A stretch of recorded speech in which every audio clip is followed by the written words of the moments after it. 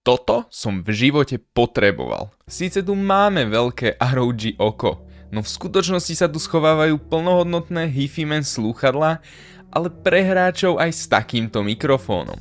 Že by toto bolo konečne riešenie pre hráčov, ktorí chcú aj kvalitný zvuk? Poďme sa na to pozrieť. Ich dizajn si prebehneme o chvíľku, no aj balenie je celkom obsiahle. Slúchadlá si hovoriť nemusím, ale sú tu. Potom tu máme tento kábel s integrovaným mikrofónom a ovládačom hlasitosti, k nemu USB-C redukciu, ak si to nemáte kam pichnúť, balanced kábel, ak ste fajnšmekri, a 3 vymeniteľné koncovky, 3,5 mm, 4,4 mm a 6,3 mm podľa potreby. Poďme si teraz zapojiť kábel s mikrofónom a začať od neho.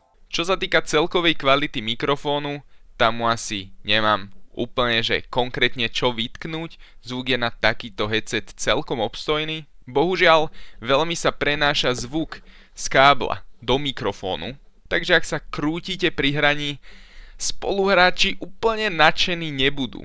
A nebudú ani nadšení z toho, že mikrofón nemá žiadny zabudovaný noise cancelling, takže okolité zvuky budú veľmi ľahko počuť.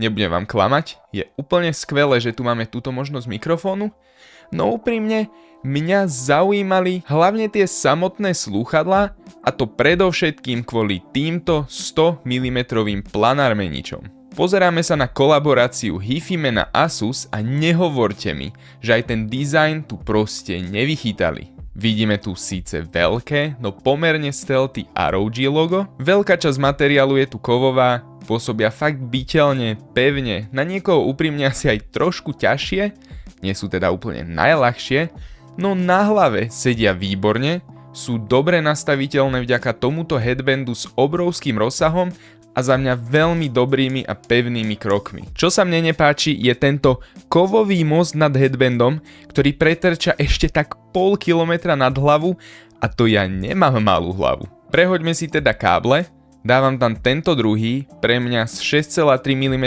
koncovkou priamo do Scarlett 2i2 a poďme si rozobrať zvuk. Nie som žiadny brutálny audiofil, idem len podľa svojho vlastného pocitu, tak prosím žiadny krík. Hneď po nasadení som registroval dve podstatné veci.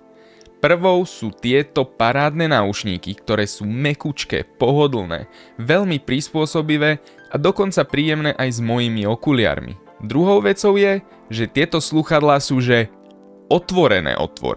Ja mám DT900 Pro X, čo sú tiež otvorené slúchadlá, ale teda rozhodne nie sú takto otvorené. Keď si nasadím kytary, je to prakticky ako by som si na hlavu nasadil tak maximálne sáčok, pretože izolácia okolia je doslova a do písmena nulová. Tieto slúchadlá sú tak otvorené, že keď som s nimi aktívne používal Glasspad, začali mi vadiť tieto zvuky šúchania po Glasspade a pritom som na ne už dlho zvyknutý. Pozor, toto nie je kritika, toto je len také upozornenie, že od tohto headsetu alebo od týchto slúchadiel nečakajte, že absolútne žiadne odhlučnenie.